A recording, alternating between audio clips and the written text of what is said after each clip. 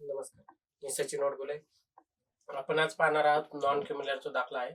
तो काढण्यासाठी जे कागदपत्र लागतात ते कागदपत्र, हा दाखला कोणासाठी भेटतो, कशासाठी लागतो. नॉन क्रिमिनल हा दाखला जो आहे तो आपल्याला शैक्षणिक किंवा सरकारी कामासाठी किंवा एखाद्या शासकीय योजनेचा लाभ घेण्यासाठी लागतो. नॉन क्रिमिनल हा सर्टिफिकेट ओबीसी, व्हीजेएनटी, एसबीसी या कास्टच्या मधील जे लोक आहेत त्यांना सर्वांना लागतो. नॉन क्रिमिनल सर्टिफिकेट जे आहे ते सर्टिफिकेट काढण्यासाठी जे आहे ते आवश्यक कागदपत्र आपण पाहणार आहोत. नॉन क्रिमिनल सर्टिफिकेट जे आहे ते डेप्युटी कलेक्टर म्हणजे जे प्रांत आहेत, डेप्युटी कलेक्टर, सब डिव्हिजनल ऑफिस यांच्या स्तरावर वितरित केलं जातं. हे सर्टिफिकेट काढण्यासाठी तुम्हाला तो आपल्या तहसील ऑफिसमध्ये अर्ज करावा लागतो. नागरी सुविधा केंद्र किंवा माहिती सेवा केंद्र यामध्ये अर्ज केल्यानंतर तुम्हाला त्यांचे जे कागदपत्राची पूर्तता आहे ते कागदपत्राची पूर्तता केल्यानंतर त्याचं सर्टिफिकेट आपल्याला भेटतं. त्यासाठी जे आवश्यक कागदपत्र आहेत, नॉन क्रिमिनल सर्टिफिकेट हे 3 वर्षासाठी भेटतं. त्यासाठी सर्वप्रथम आपल्याला त्या व्यक्तीचं 3 वर्षाचा उत्पन्न दाखला लागतो, तहसीलदारांनी दिलेला.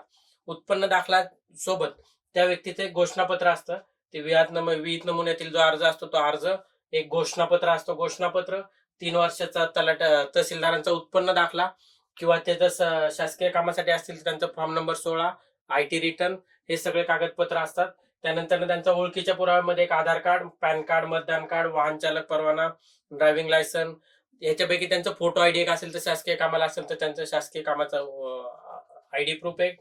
त्यांच्यानंतर हे कागदपत्र झाल्यानंतर त्यांचा एक स्वतःचा शाळा सोडल्याचा दाखला लागतो, वडिलांचा शाळा सोडल्याचा दाखला लागतो. त्याच्यानंतर त्यांचा एक 67च्या आधीचा एक पुरावा लागतो, ज्यामध्ये त्यांचं जात नमूद आहे, ज्या जातीचा दाखला त्यांच्याकडे आहे. ओबीसी असेल तर 67 लागतो, व्हीजेएनटी असेल तर 61, एसबीसी असेल तर 61. त्याच्या मानवी दिनांकापूर्वीचे त्यांना पुरावे लागतात. हे पुरावे सादर केल्यानंतर तुम्हाला त्या व्यक्तीचा स्वतःचा शाळेचा दाखला, त्यांच्या वडिलांचा शाळेचा दाखला, 67चा किंवा त्याच्या पूर्वीचा जो पुरावा तुम्ही सादर करणार आहे त्या पुराव्याशी त्यांचे नाते स्पष्ट होणारे कागदपत्र, हे सगळे कागदपत्र जोडल्यानंतर तुम्हाला ज्या पुराव्याशी तुम्ही 67चा पुरावा जोडताय त्या पुराव्याशी नातं स्पष्ट करणारे सगळे कागदपत्र जोडल्यानंतर तुम्हाला त्यांच्या वडिलांचा शाळेचा दाखला, स्वतःचा शाळेचा दाखला, त्यांचे वडील, चुलते, आत्या, आजोबा किंवा त्यांच्याकडे जात नमूद पुरावा नसेल तर महसुली पुरावे असतात, त्या महसुली पुराव्यांमध्ये जात नमूद असते, किंवा शासकीय कामात कोण असेल त्यांचं सर्व्हिस बुक असतं किंवा कडईपत्र वगैरे जे काही शासकीय कागदपत्र असतात ज्याच्यावर जात नमूद आहे असा एक पुरावा लागतो आपल्याला. त्यानंतर वडिलांचा जो आहे, वडिलांचा जर जात नमूद पुरावा नसेल तर त्याबाबत आपल्याला वंशावळ द्यायला लागते. जी वंशावळ आहे ती वंशावळ सिद्ध करण्यासाठी त्या वंशावळचे जे कागदपत्र आहेत ते आपल्याला सादर करावे लागतात. जर अर्जदार परराज्यातून स्थलांतरित झालेला असेल तर त्याचं मूळ राज्यातील त्यांनी जे जिल्हाधिकाऱ्यांनी दिलेलं जे आहे ते जातीचा दाखला आपल्याला लागतो. त्यांच्याशी त्यांचं नातं स्पष्ट व्हायला लागतं आणि त्यांचं इथं 67च्या आधीचा रहिवासी सिद्ध झाला पाहिजे. त्यानंतर आपल्याला त्यांना एक कागदपत्र लागतात पुढचे, त्यांचं रेशनिंग कार्ड कंपल्सरी लागतं, लाईट बिल लागतं.